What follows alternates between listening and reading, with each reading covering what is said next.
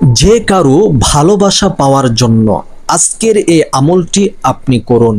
পবিত্র কোরআনুল কারীমের সবচাইতে ছোট ছোট সূরার মধ্যে একটি সূরা আছে, যেই সূরাটি মাত্র 101 বার পাঠ করলে আল্লাহ তাআলা আপনার সেই ভালোবাসার, সেই কাঙ্ক্ষিত ব্যক্তির ভালোবাসা তার অন্তরের মধ্যে সৃষ্টি করবে। আপনাকে সে পাগলের মতো ভালোবাসবে। আপনার সাথে যদি কোনো ঝগড়াঝাটি হয়ে থাকে, সেটা অতি দ্রুত নিরসন হবে, শেষ হবে। আপনার সাথে আগের চাইতে সম্পর্ক গভীর করে তুলবে। ওই ব্যক্তি আপনাকে প্রস্তাব রাখবে যে, শোনো, আমাদের মধ্যে যে ঝগড়াঝাটি হয়েছে, আমাদের মধ্যে যে ঝগড়াঝাটি হয় অথবা কথা কাটাকাটি হয়, এগুলো যেন আর সামনে না হয়। আমরা একজন আরেকজনকে ছাড় দিয়ে চলবো।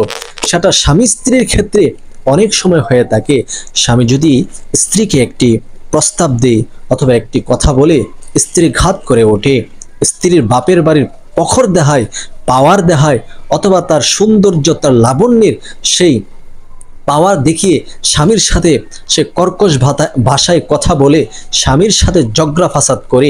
স্বামী যদি আপনার স্ত্রীর উদ্দেশ্য করে আপনি যদি আমলটি করেন, আপনার স্ত্রী যত বড় সুন্দরী হোক না কেন, যত বড় রূপবর্তী হোক না কেন, আপনার ভিতরে যদি এমন ভয় থাকে যে আপনার স্বামী, আপনার স্ত্রী আপনাকে রেখে চলে যাবে, এই আমলটি করুন, কখনোই সে পারবে না।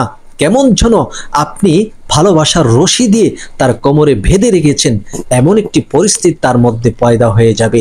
সে আপনার সাথে আর কখনো ঝগড়া করবে না, আপনার সাথে আর কখনো ঝগড়া ফাসাদে লিপ্ত হবে না, আপনাকে সম্মান দিয়ে কথা বলবে, আপনার সাথে ভালোবাসার সৌহার্দ্যপূর্ণ ভালোবাসা দিয়ে আপনার সাথে সংসার টিকিয়ে রাখার জন্য সেই ব্যবস্থা করবে। স্বামী স্ত্রীর মধ্যে মধুর মিলন হবে ইনশাল্লাহ। অথবা কোনো মা বোনের স্বামী যদি আপনার সাথে অযথা রাগারাগি করে, আপনার সাথে অযথা ঝগড়া ফাসাদে লিপ্ত হয়, আপনার সাথে রাগান্বিত হয়ে কথা বলে, আপনাকে সেই বিয়ের পর যে ভালোবাসা অথবা সৌহার্দ্যপূর্ণ ব্যবহার আপনার সাথে করেছিল, সেটা আর এখন আপনি তার কাছে পান না, আপনি আমলটি করুন। আপনার স্বামীও আপনার জন্য পাগল হয়ে যাবে। আপনার স্বামীর যত রাগ থাকতে পারে, আপনার সাথে সে রাগ দেখাবে না ইনশাল্লাহ। তার রাগ দলির সাথে মিশে যাবে, পানির সাথে মিশে যাবে, পানি হয়ে যাবে ইনশাল্লাহ। কারণ এটা কোনো তন্ত্র মন্ত্র কোনো নয়, এটা কোনো জাদু টুনা নয়, সরাসরি কোরআনের পাওয়ার। কোরআন থেকে আমল করবেন, আল্লাহ তাআলা অবশ্যই আপনার আমল কবুল করবে। আর আমল কবুল হওয়ার জন্য ইখলাস কাম্য, আপনার অন্তরটাকে ইখলাসে ভরপুর করে আমলটি করবেন। কোনো ভাই যদি আপনি কোনো মেয়েকে বিয়ে করতে চান, তার পরিবার সে যদি রাজি না হয়, তাহলে আপনিও আমলটি করতে পারেন। ও যাকে বিয়ে করবেন তার উদ্দেশ্য করে সে যদি রাজি না হয়, সে পাগল হয়ে আপনাকে বিয়ের প্রস্তাব দিবে, আপনার জন্য পাগল হয়ে যাবে। তার পরিবারের কোনো সদস্য যদি আপনার কাছে বিয়ে দিতে রাজি না হয়, আপনি আমলটি করবেন তাদের উদ্দেশ্য করে, তারাও রাজি হবে, তারাও পাগল হয়ে যাবে ইনশাল্লাহ। মাত্র কিছুদিন আমলটি করুন, পাগল হয়ে যাবে। কোনো বোন যদি কারো কাছে বিয়ে বসতে চান, আপনার কাঙ্ক্ষিত মনের মানুষের কাছে, তাহলে তাকে উদ্দেশ্য করে আমল করুন, সে রাজি হবে ইনশাল্লাহ, আপনাকে বিয়ে করবে, আপনাকে বিয়ের প্রস্তাব দিবে। এটা এমন এক কোরআনী জাদুময় আমল, আপনি যাকে উদ্দেশ্য করে আমলটি করবেন, এই সূরাটি মাত্র 101 বার পাঠ করবেন। এই সূরাটি পাঠ করার একটি নির্দিষ্ট সময় আছে, ওই সময় আপনি পাঠ করবেন, ইনশাআল্লাহ সে আপনার জন্য পাগল দিবানা হয়ে যাবে, পাগল হয়ে যাবে, আপনাকে ভালোবাসবে, আপনাকে সম্মান করবে, সম্মানের আচরণ আপনার সাথে করবে। কোনো সন্তানাদি যদি অবাধ্য হয়ে যায়, সে অবাধ্য সন্তানকে বাধ্য করার জন্য আপনি আমলটি করতে পারেন। আর সে আমলটি করতে হবে আসরের নামাজের পর। সম্মানিত দর্শক, যখন আসরের নামাজ আপনি আদায় করে ফেলবেন, তখন ওই নামাজের পাঠিত হোক অথবা মসজিদে, ঘরে, যে কোনো স্থানে হোক, পবিত্র স্থানে নিজে পবিত্রতা অর্জন করে আপনি আমলটি করুন। ইনশাল্লাহ ইনশাল্লাহ আপনি এই গুরুত্বপূর্ণ সময় যখন আমলটি করবেন, হাদিসের মধ্যে এসেছে কিছু কিছু সময় আছে দোয়া কবুলের সময়। ওই সময় দোয়া করলে আল্লাহ পাক রব্বুল আলামিন তার দোয়া কবুল করেন। এর মধ্যে একটি হচ্ছে আসরের নামাজের পর থেকে মাগরিবের নামাজের আগ মুহূর্ত পর্যন্ত এই যে সময়টা, এই সময় দোয়া করলে কবুল হয়। আপনি আমলটি করে আল্লাহর কাছে দোয়া করবেন, আল্লাহ তাআলা আপনার দোয়া কবুল আর মঞ্জুর করে নেবে। তো আপনি আমলটি করার জন্য অবশ্যই আসরের নামাজ আদায় করবেন। এরপরে আপনি পবিত্র বিছানাতে বসবেন। যাই নামাজে বসে পশ্চিম দিকে ফিরে সর্বপ্রথম 11 বার ইস্তেগফার আদায় করে নেবেন। আস্তাগফিরুল্লাহ রাব্বি মিন কুল্লি যামবি ওয়া আতুবু ইলাইহি। আস্তাগফিরুল্লাহ রাব্বি মিন কুল্লি যামবি ওয়া আতুবু ইলাইহি। আস্তাগফিরুল্লাহ রাব্বি মিন কুল্লি যামবি ওয়া আতুবু ইলাইহি। এরকম ভাবে এই ইস্তিগফার 11 বার পড়ে নেবেন। তারপরে আপনি দুরূদ শরীফ পড়বেন 11 বার।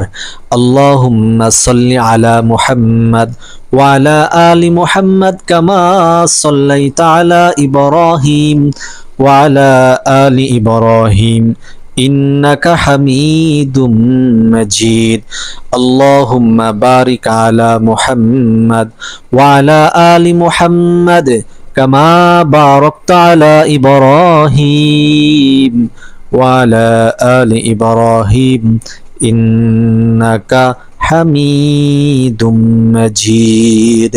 এরকম ভাবে দুরুদে ইব্রাহিম পাঠ করবেন 11 বার, অথবা অন্যান্য আরো দুরুদও আপনি পড়তে পারেন 11 বার। যে কোনো দুরুদ আপনার পছন্দ হয়, আপনার ভালো লাগে, ওই দুরুদ 11 বার পড়বেন। এরপর একটি 100 দানার একটি তসবির সরা হাতে নেবেন। এরপর সূরাতুল পবিত্র কোরআনুল কারীমের মধ্যে একটি সূরা আছে সূরা আসর নামে। তো আসরের নামাজের পরে সূরা আসর পাঠ করবেন 111 বার। আমি একবার পাঠ করে দিচ্ছি, এই নিয়মে পড়বেন। সর্বপ্রথম আউযু বিল্লাহি মিনাশ শাইতানির রাজিম, বিসমিল্লাহির রহমানির রহিম, ওয়াল আসর ইন্নাল ইনসানা লাফি খুসর ইল্লাল্লাযীনা আমানু ওয়া আমিলুস সালিহাতি ওয়া তাওয়াসাউ বিল হাক্কি ওয়া তাওয়াসাউ বিস সাবর। এই যে সূরাটি, এই সূরাটি আপনি পাঠ করবেন মাত্র 101 বার। এরপরে যখন দ্বিতীয়বার পড়বেন, এরপর থেকে আপনি আউযু বিল্লাহ প্রথম পড়বেন, বিসমিল্লাহ পড়ে নেবেন। এরপর থেকে শুরু করবেন শুধু বিসমিল্লাহ দিয়ে, যেমন বিসমিল্লাহির রহমানির রহিম, ওয়াল আসর ইন্নাল ইনসানা লাফি খুসর ইল্লাল্লাযীনা আমানু ওয়া আমিলুস সালিহাতি ওয়া তাওয়াসাউ বিল হাক্কি ওয়া তাওয়াসাউ বিস সাবর। এরকম ভাবে শুদ্ধতার সহিত 101 বার এই সূরাটি পাঠ করে নেবেন। সর্বশেষে আবারও 11 বার দুরূদ শরীফ পড়বেন, সাল্লাল্লাহু আলাইহি ওয়াসাল্লাম, সাল্লাল্লাহু আলাইহি ওয়াসাল্লাম, সাল্লাল্লাহু আলাইহি ওয়াসাল্লাম। এরকম ভাবে আপনি 11 বার দুরূদ শরীফ পাঠ করবেন। যাকে উদ্দেশ্য করে এই আমলটি করবেন, অবশ্যই দোয়ার মধ্যে তার কথাটা উল্লেখ করবেন। আল্লাহ তাআলার কাছে বলবেন কি জন্য আমলটি করছেন, কার ভালোবাসা চাচ্ছেন, কার অন্তরের মধ্যে ভালোবাসা স্থাপন করতে চাচ্ছেন আপনার, সে কথাগুলো বলুন। হালাল পন্থায় আমলটি করবেন। আর এই আমল করে 100% কার্যকরী হওয়ার জন্য অবশ্যই চ্যানেলটিকে সাবস্ক্রাইব করে ভিডিওটি শেয়ার করে সর্বোচ্চ প্রচার করবেন। আপনি যেখানে করতে পারেন সেখানে শেয়ার করুন, ইমোতে, হোয়াটসঅ্যাপে, ফেসবুকে, যেখানে পারেন সেখানে ভিডিওটি শেয়ার করে প্রচার করবেন। আমি এরপরে কমেন্ট বক্সে 3 বার আমিন লিখবেন। আমি আপনার নামের উপর দোয়া করব, আল্লাহ পাক রব্বুল আলামিন যেন আপনার সে আমল কবুল আর মঞ্জুর করে নেই। সকলে বলি আমিন ইয়া রাব্বাল আলামিন।